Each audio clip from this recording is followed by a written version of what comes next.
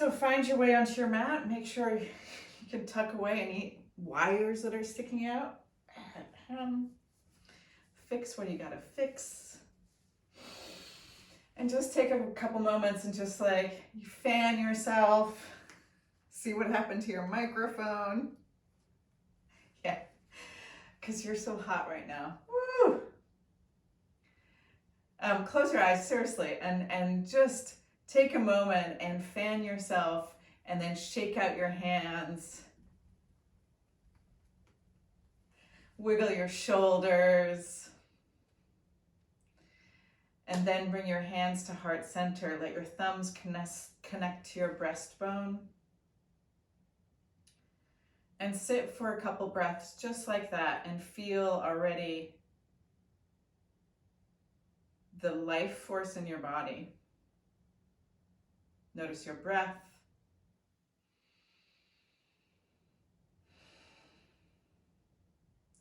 Maybe you've noticed your aches and pains already, so take some time to notice your ease and where you have freedom.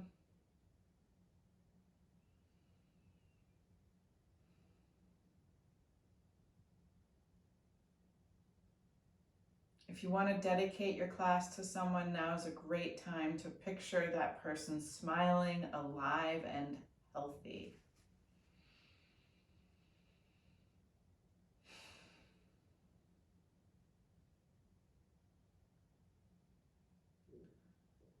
And let's sound 3 ohms. Empty your breath. Take a deep inhale.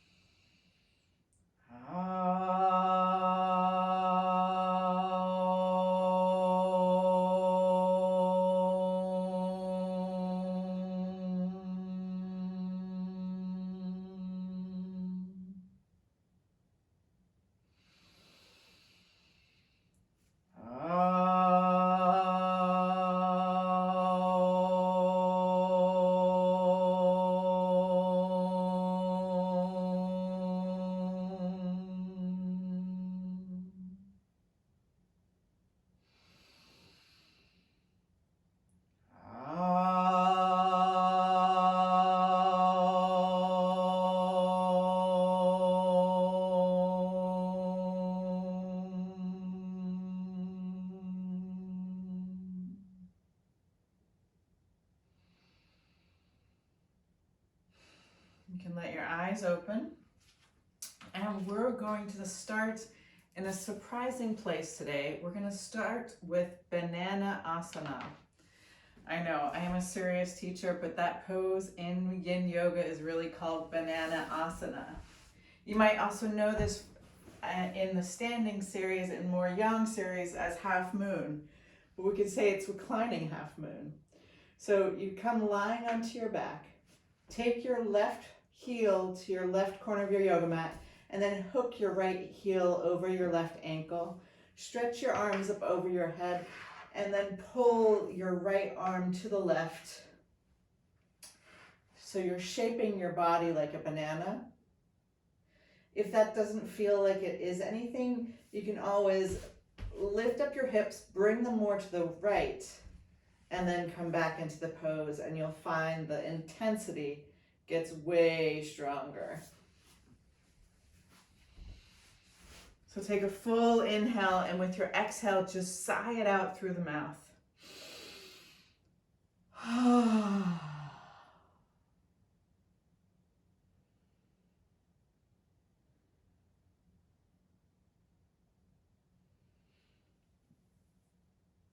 Take a moment to notice how your day has been so far. Whether you're just beginning or you've had a lot of your day already. You can also picture the quality of light that has been in the day.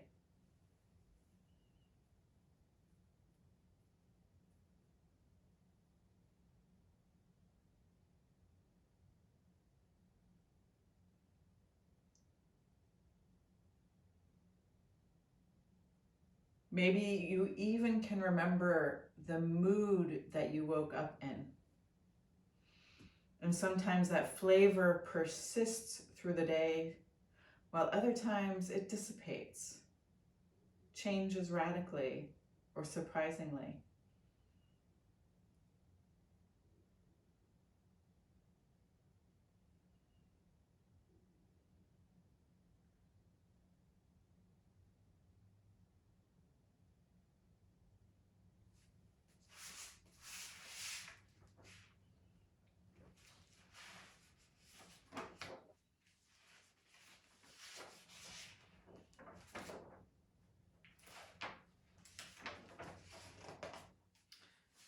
Take 10 more full deep breaths here.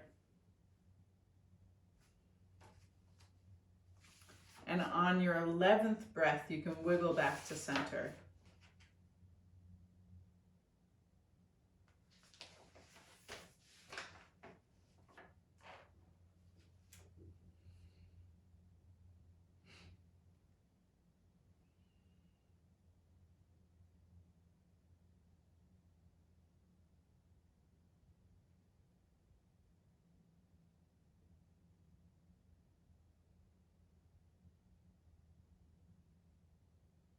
If you've lost count, some of your friends, well, have gotten up off the yoga mat and left. I think they'll be back. But they've reached 10 breaths, so maybe you reached 10 breaths too. If you're counting peacefully, feel free to carry on. But as you know intuitively already, we're going to do the other side after you come back through center. So wiggle your way back through center and then bring your right heel to the right corner of your yoga mat. Left heel over. You can even slide your hips more to the left. And then pull your left arm and arch your body to the right.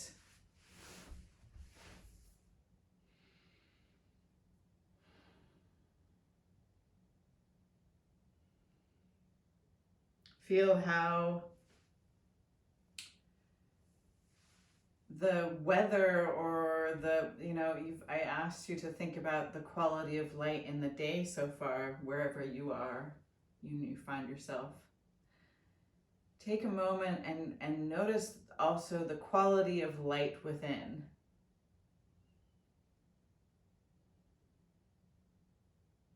Even on some stormy days, we can find that we ourselves are filled with lightness. Here in the northern hemisphere, we're moving from summertime towards wintertime.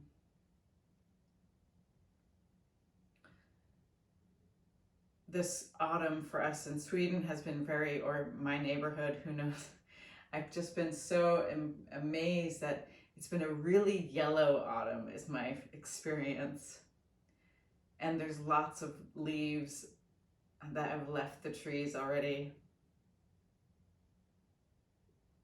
But these last bursts of colors that happen in the leaf, they really echo the quality of light that they've taken in through the summer.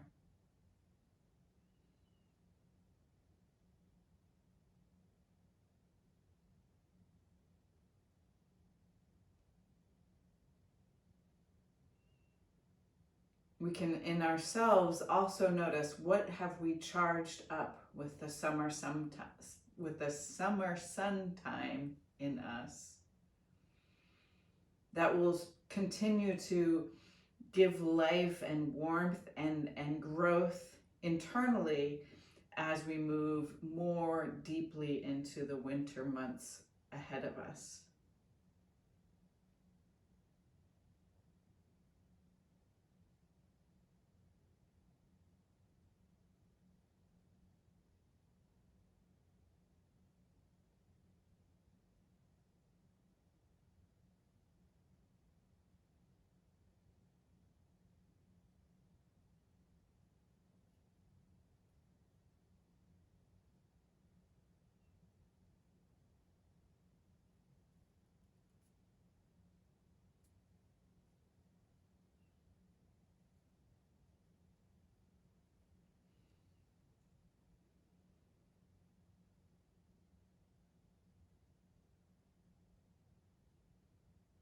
one of the pictures of this transition from summertime to wintertime that we find in autumn in the northern hemisphere right now is we want to picture, or it's so easy to picture, the elemental beings in the summertime really lift up out of the earth and up into the air where it's warm. And you can nearly see this, how, there's, the magical dance of flowers weaving in the air, how everything in the warmth and sunshine of summer much more easily expands and can come out.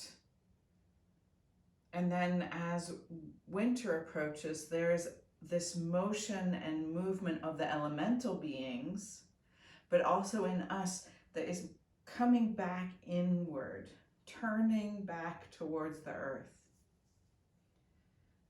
Now start to take another, maybe after your next exhale, start to take yourself back to the center. You can wiggle around and moan around a little bit, just, confirming your freedom. And you can be fiery or, I don't know what the other word is, or slow, muddy. And you can either just hug your knees in and roll back and forth on your spine, gaining enough momentum to actually jump back and come into Sphinx. Or you can take a little slower route, be more mindful in your movements, but still end up in Sphinx. You can slide your elbows just slightly in front of your shoulders. Feel your hips sinking down. You can wiggle your hips a little bit to help them relax and come to center.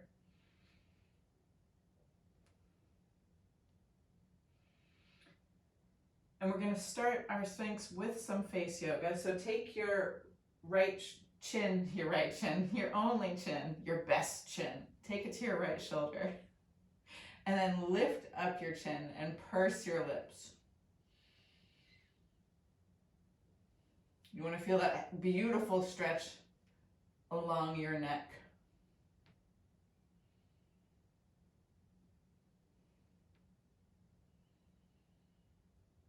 And then come back to center, and we're going to do the other side.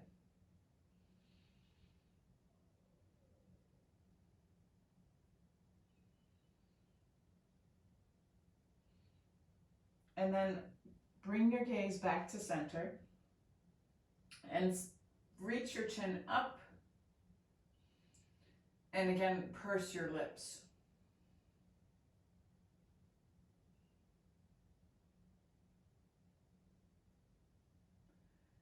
And then relax.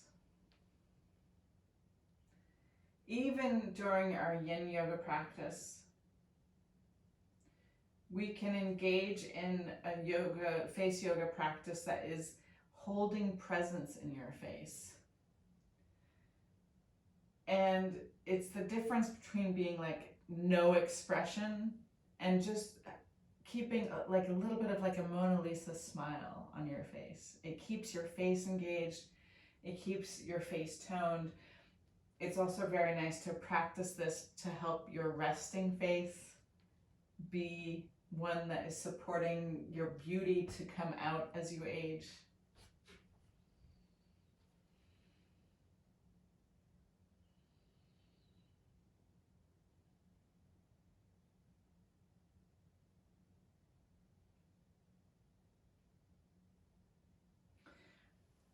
So where me and some other people here live in Sweden, the light changes so much during the course of the year that it's actually 15 minutes a week that we either lose or gain depending on what part of the year we're in.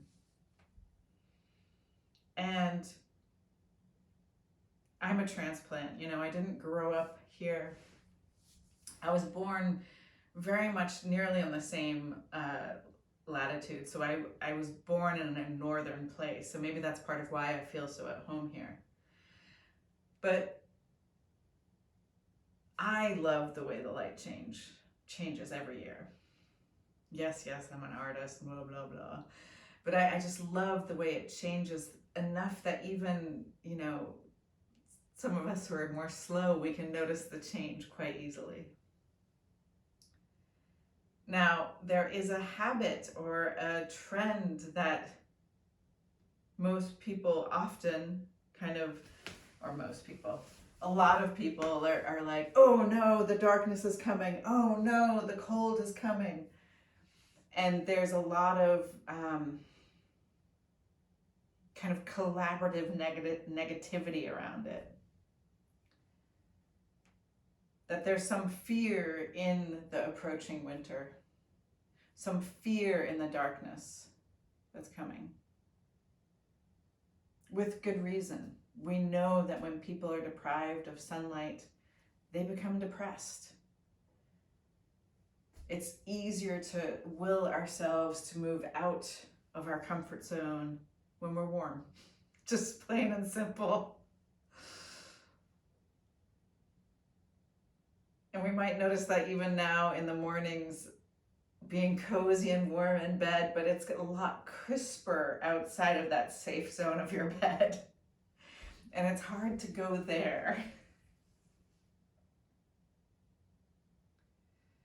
But just like the elemental beings that are released in the summertime and frolic in the air and warmth during summertime, and then move into the depths of the earth during wintertime, what is it that we have inside of us that we've gained through our summertime that we will be able to let grow and blossom and cultivate our inner life experience, our inner work, our inner world? So we can picture that as the outer world comes into winter and sleep and darkness, our inner world can come into the opposite, full of ideas and life and creativity. But it takes really our participation, our engagement, our persistence.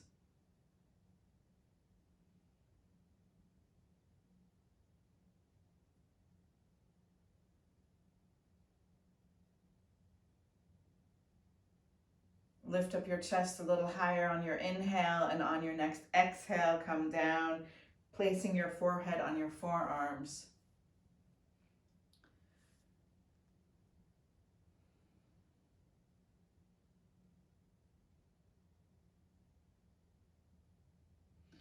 And then we're going to do a plank. And let's start, we've got to have a little yang in that yin. Can't have winter all over the place.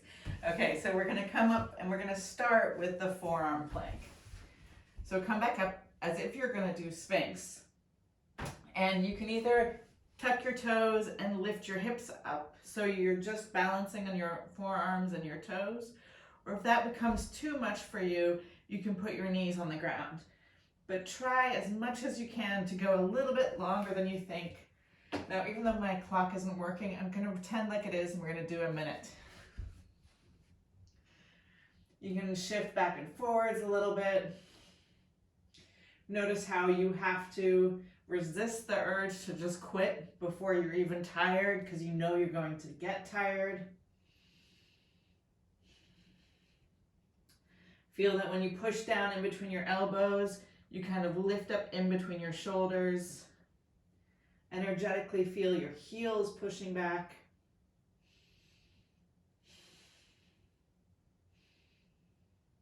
Over the halfway mark.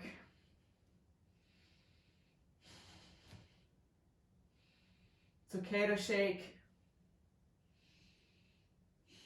It's okay to not like it.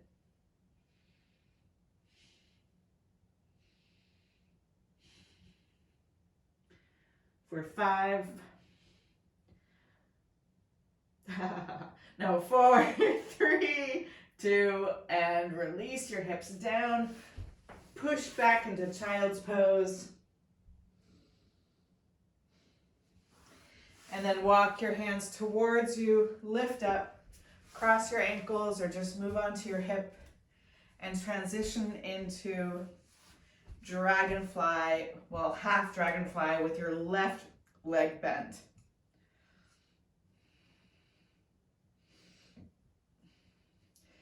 So dragonfly normal is just having both legs stretched out. Half butterfly, half dragonfly is one leg bent. Beautiful. And we're going to start by coming down our right leg and doing another side bend.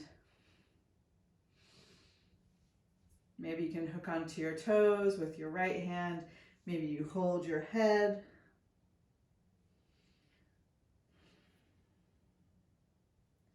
If it's not available for you to stretch your left arm over your ear, you're always welcome to wrap your arm behind your back.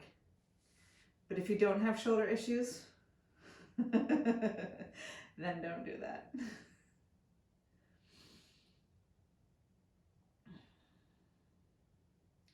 And you know we often don't stay the full 5 minutes in this pose. Or if you're new to the practice, we don't often stay here 5 minutes. But we want to stay here long enough so that the yin yoga comes into the yin part of the body. So while our muscles are much more like the summer of our body, where they're fiery and warm and they move a lot, and when we work them, they go further out away from our bones. The tissues that our yin practice affects is closer towards the bone. So it's the fascia. It's the cartilagey stuff. More dense. Then inhale up, come back through center, and this time we're going straight down the middle here. So if you're flexible, your belly button lines up with your heel. Just, fun little anatomy facts. If you're not that flexible, it still lines up, but you might not feel it. You can rest on your elbows. You can just drop your head, or you can lie onto the ground.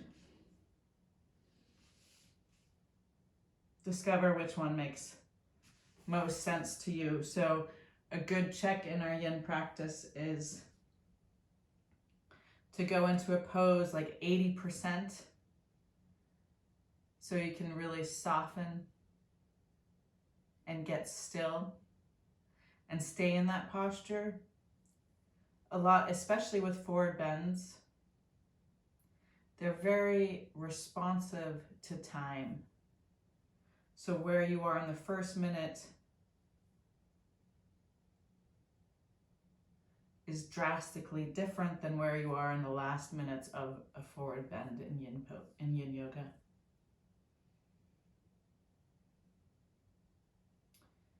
So we're focusing on a very fiery, summery organ pair, the liver and the gallbladder.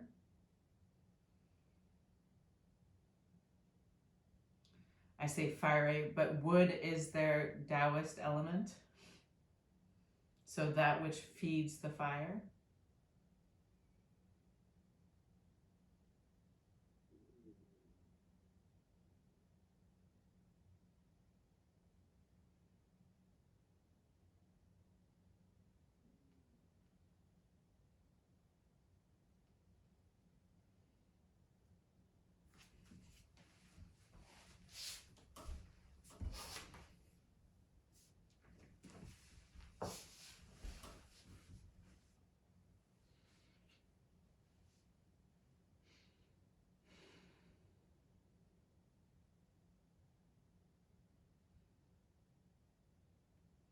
It's a beautiful picture that we know when we in the northern hemisphere are experiencing fall or autumn. In the southern hemisphere, they're experiencing spring.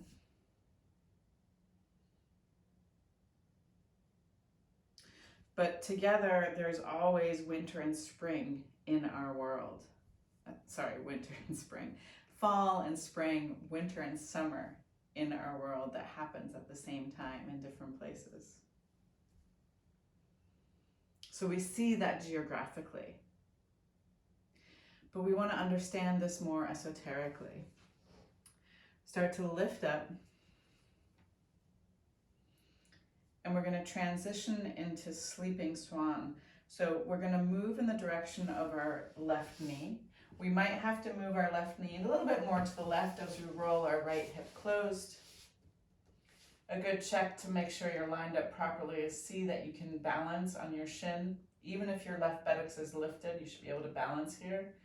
And then just soften down into sleeping swan. Stretching your arms out or folding your arms like a pillow.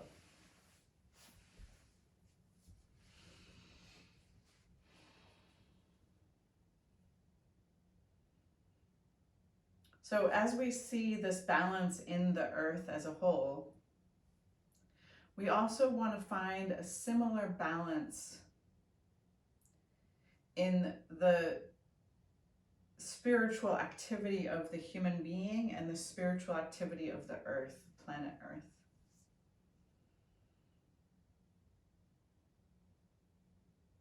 So you might notice in yourself during the summer when our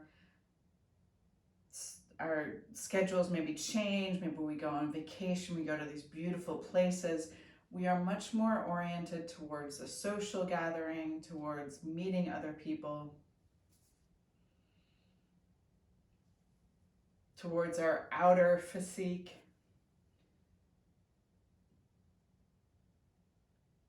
But we don't often reflect upon or comment on that during the summer, we're not so active in our intellect in the same way.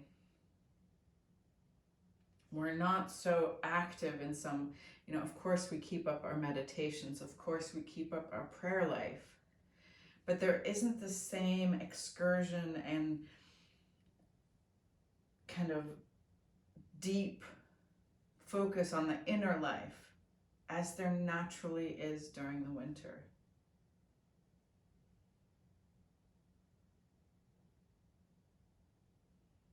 So we can feel that as we are in summertime activities with all the elementals out in the air and the warmth and this kind of effervescence, this much more, if you want, luciferic energy moving outwards and up, that we have a little bit of winter inside of us because we're not as actively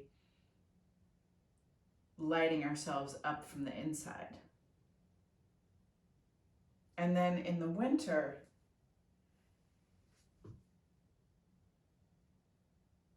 we have this inner activity that balances out a little bit this nature that happens where the energies go down into the earth because we're still above the earth,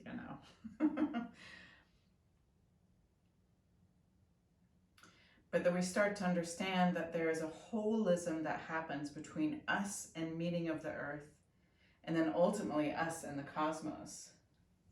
It's complex. But there are times for when we're supposed to be lifting up out of ourselves and other times when we want to root into ourselves.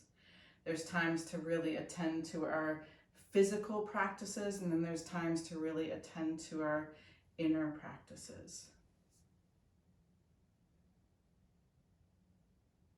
And our health is bringing these different polarities into balance, into holism.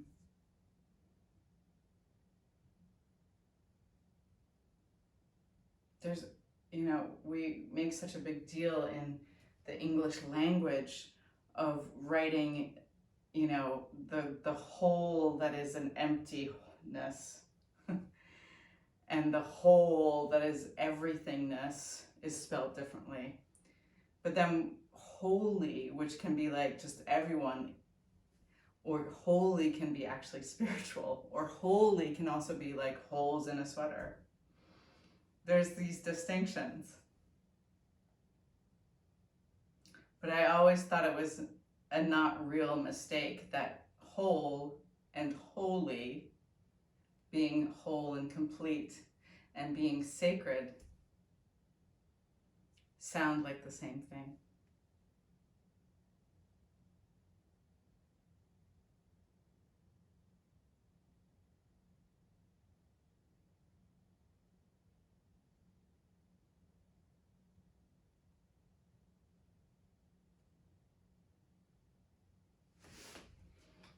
Now start to slowly walk your hands back towards your chest. Lift up your chest and sweep your right leg around, moving into shoelace. No, shoelace pose. So you want to stack your right knee over your left knee. You can take your hands next to your hips, lift up your butt and just slide your butt back a little bit.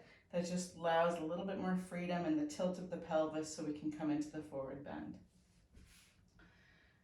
And then start to soften downward. So some people can bring their chin to their chest. Most of us can do that. Some people can get their forehead down towards their knee or touching their knee. Other people can actually put their chin in front of their knee, and still other people put their chest on their knee. So those are different areas of flexibility or levels of flexibility here. Go to yours, obviously. Allow yourself to make the small adjustments to make the pose really your own.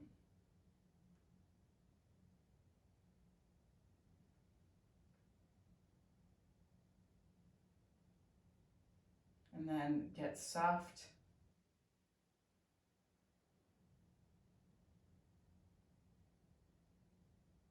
And still. And be willing to stay.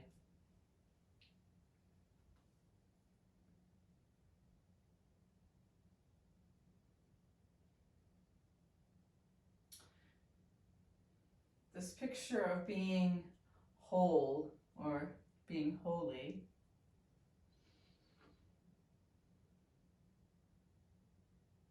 is sometimes a hard truth to wrap our heads around. As to, we can fixate on what doesn't work in our life.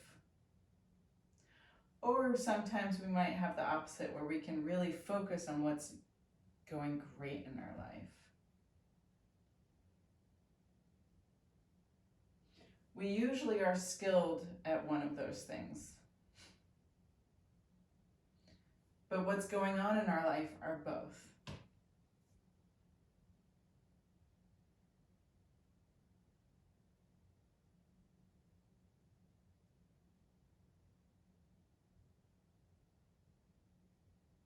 We might fixate on the things we've done wrong, or ignore those and just notice all the things we do right.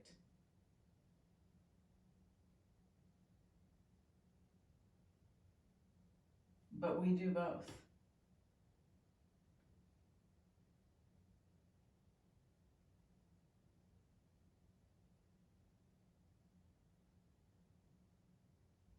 And one of the many pictures that describes yoga is a practice of bringing things together, bringing things into unity.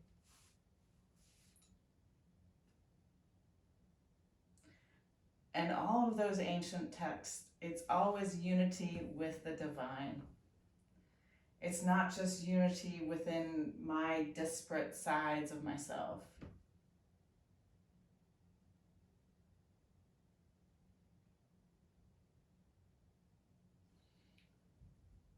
And then start to inhale, lift up. And we're gonna roll all the way onto our back. And you notice, oh my gosh, without changing your legs, you're already ready for a twist here. So you're gonna twist. So if you didn't change your legs, you still have your right knee over your left knee. And we're gonna twist to the left. And perfect.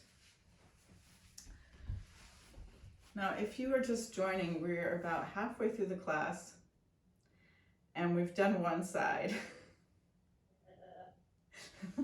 So let's see how I can guide you to do both sides as we do one.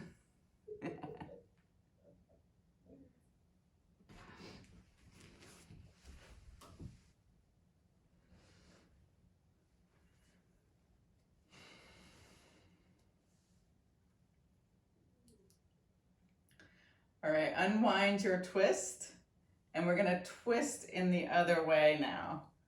Oh, already getting even right away.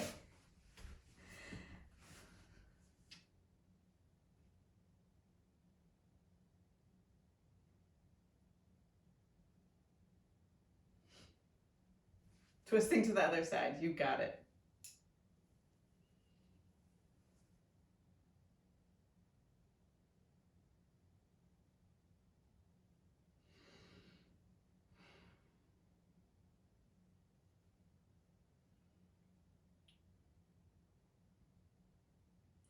So I notice in myself that I can really get, stuck on all the places where I don't measure up to where I would like to be.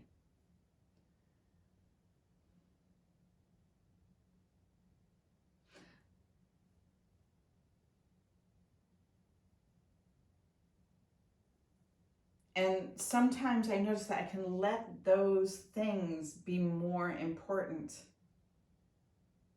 and bigger deals and all of the things that I do well or right or as like I would like to do.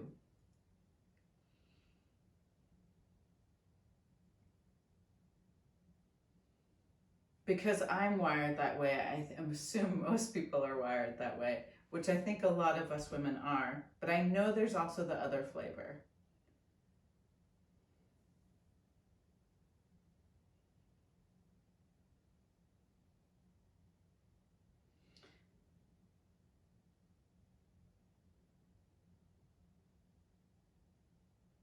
Even in the composition of our consciousness, we have that part of our consciousness we're awake to and we're responsible to and can, say what it is and know. Then there's all this subconscious in us that's part of our existence as well.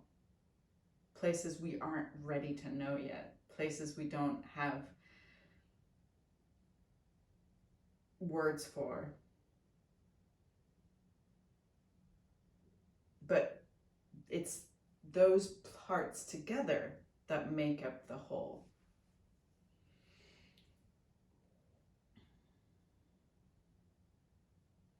Now unwind and hug both your knees to your chest. And rock and roll back and forth. And ta-da! Maybe you jump to Sphinx. Maybe you ladylike get there very politely. But once you find your way to the Sphinx, either stay in Sphinx, or if you're ready for a deeper back bend, extend your arms coming into seal.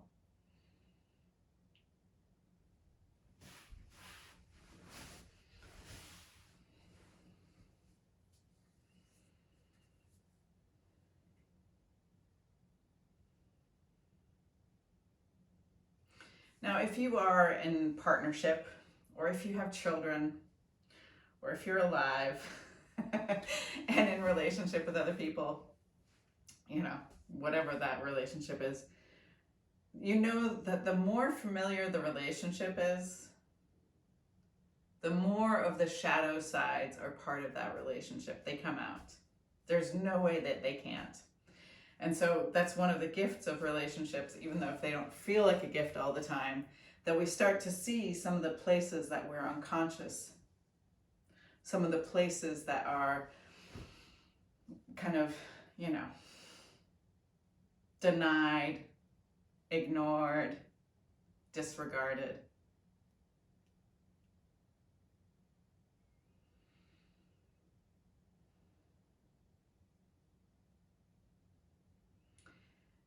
And one of the practices as a seeker, as someone on the path of becoming more of who they wish to become, is that we have to actually practice loving that which is imperfect, even in ourselves, or respecting that those shadows and those unpurified places, unhealed places even,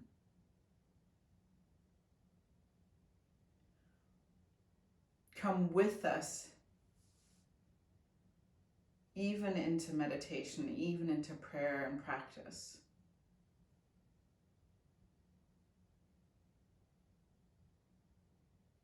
And that their power shouldn't keep us away from wanting to get better, wanting to purify, wanting to become more ourselves.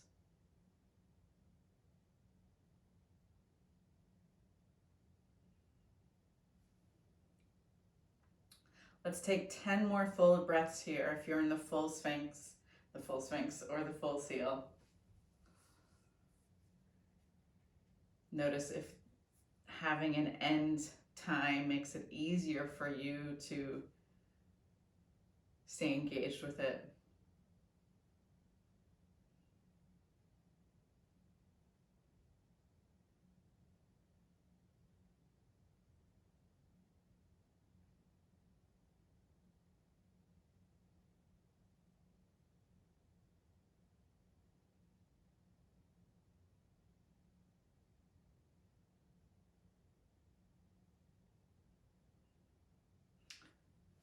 And after your 10th breath, come back down to the ground, slide your hands underneath your shoulders, tuck your toes under, pull your belly up.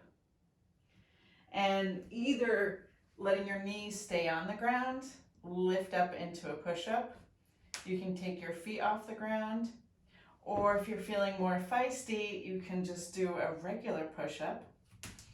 But let's go for 10. You might do a combination like I will. 1, 2, 3,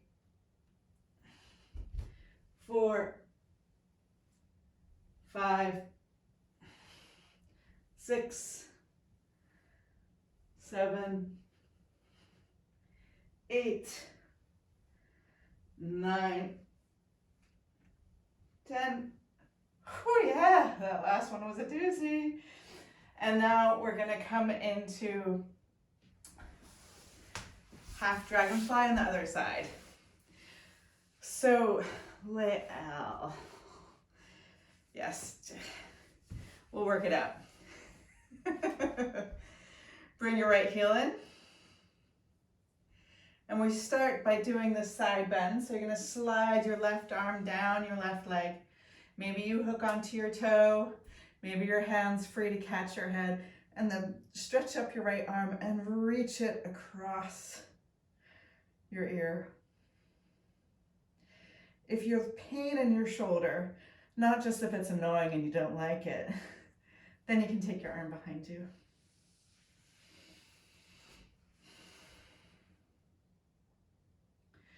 So in this long-winded way, what I'm trying to get at is we have like winter forces and summer forces in us all the time. We have the good, the bad, and the ugly. We have the evolved and we have the parts that are keeping us unevolved.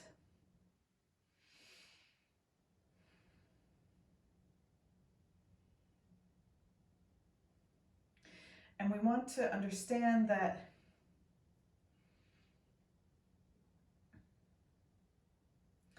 because we're not purified and we're not finished yet,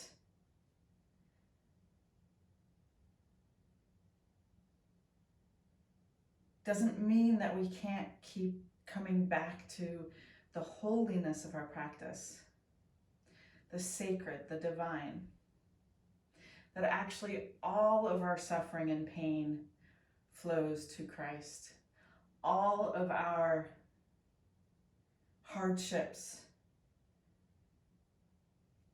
missteps happen even within the being of our angel.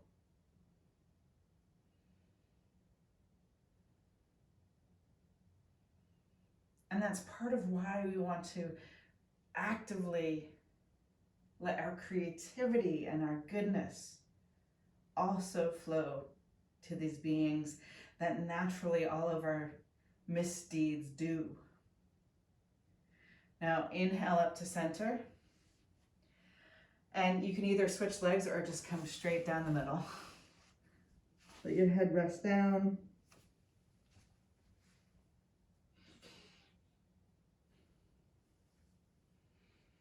Maybe your heel is in your belly button.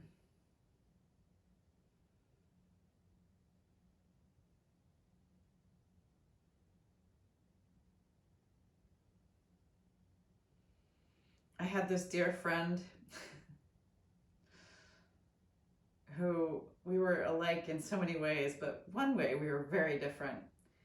And he had this idea that he only really would do yoga regularly when he was completely good, when he wasn't drinking, when he was, not smoking, and I don't know what else, eating very cleanly and stuff. And that's when he'd do yoga. And I've always been very much on the other path, that no matter what you're doing, you should still do yoga. Especially if you're drinking and smoking. Definitely do yoga. At least after, if not during. Yoga after a couple of glasses of wine can be dangerous, so watch out.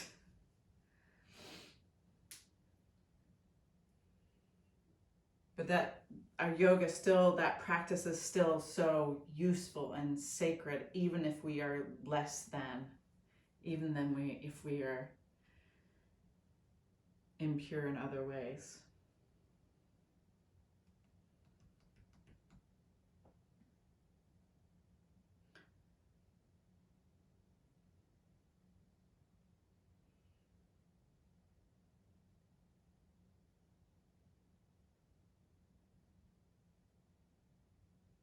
So as autumn takes hold of our neighborhoods here in the Northern Hemisphere, instead of leaning into the anticipated depression of winter, perhaps we can practice cultivating this inner warmth of spring, that we will have this internal product of the summertime be this internal summer fire in us while the earth is in winter.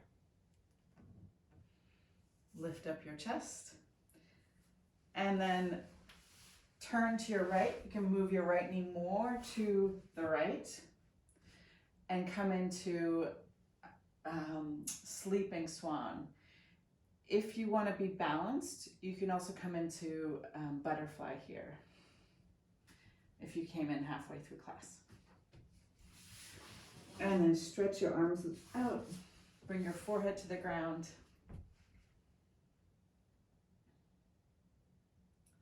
Make the small adjustments.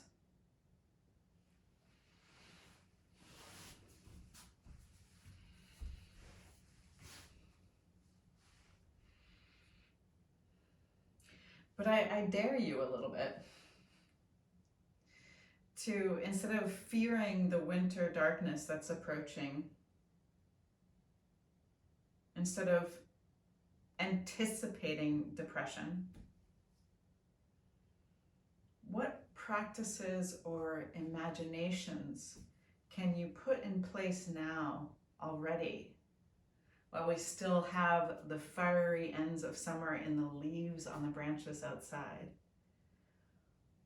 What can you place in yourself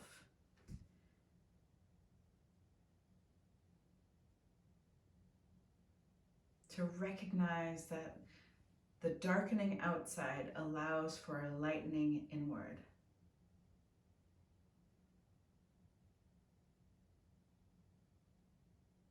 You know, if we light a candle in the middle of the day, we can barely see it. But oh, when you light a candle in the middle of the night, it's incredible how much one candle even can light up a room.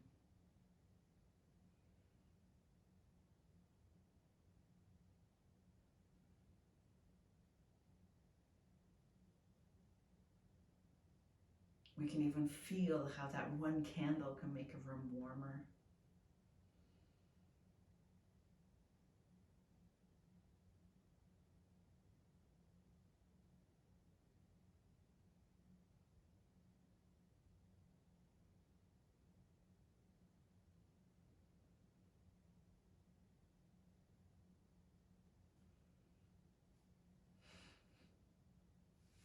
So while our yoga practice may have been helping us refine our beautiful bikini body, summer suit body during the summer, in the winter, we also want to notice that our yoga practice can help our meditating body.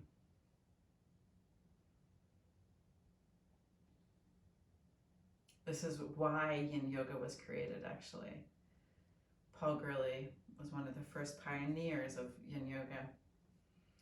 Bernie Clark too.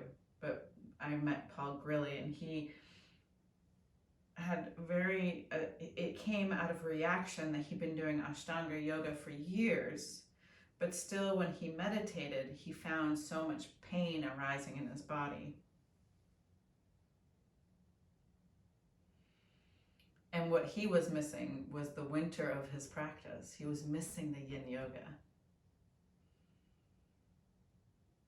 Because the yin and the yang together start to create an incredible living organism, living balance, dynamic balance in the body, life-giving balance.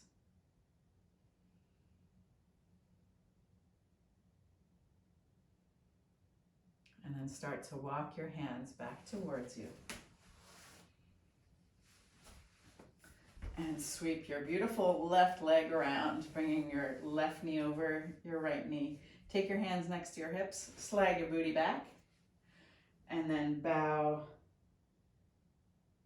over your left knee. Let your head hang. Maybe you can go deeper on this side, maybe less deep on this side.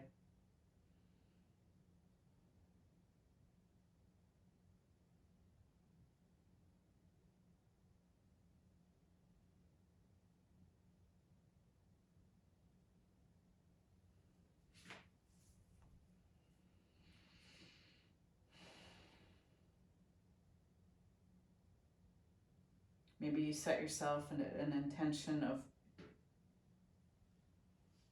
growing your meditation practice during this winter. Or maybe a goal of being able to get stronger so you can do 10 push-ups without dropping your knees down.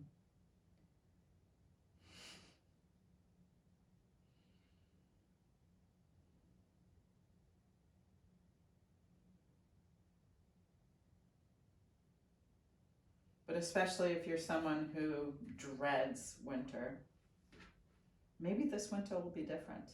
Can you be that daring, that courageous?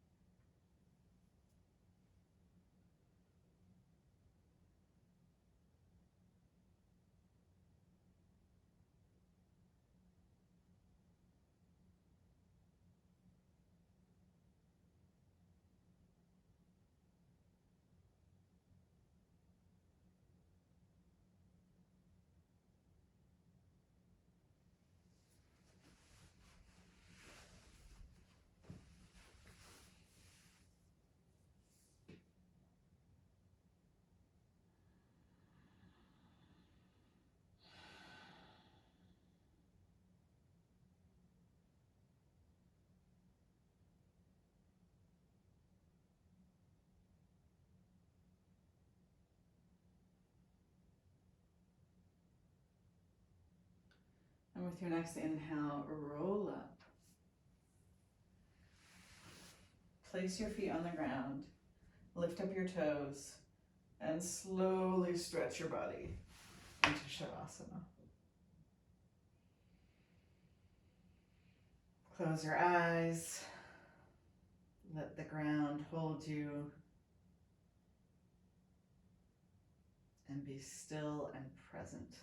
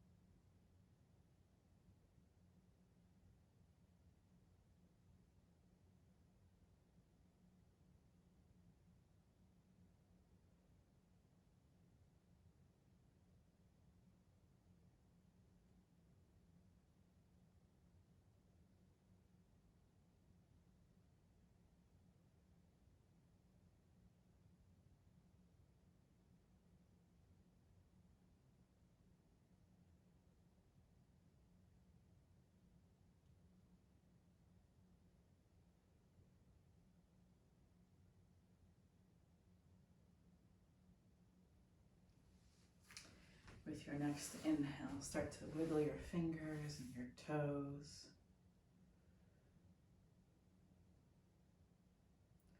You can stretch your arms up over your head and wriggle your whole body long on your next inhale.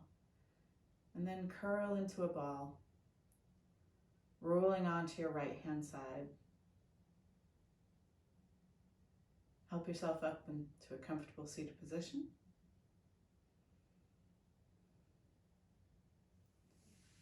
And allow your hands to meet at heart center. Close your eyes, and if you dedicated your class to someone, picture that someone alive and healthy and shining. If you didn't dedicate your class to someone, picture the whole earth glowing like a sun.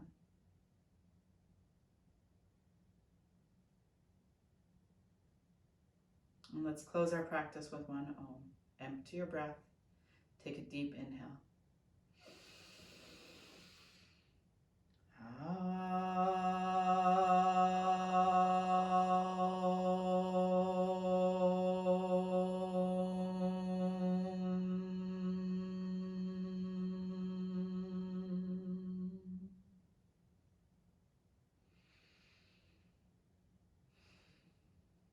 Bring your prayer hands to your third eye. Invite the divine light. And as we bow forward together, we say, Namaste. and so much love. Make some noise. Yeah. Thank you so very much. Mwah.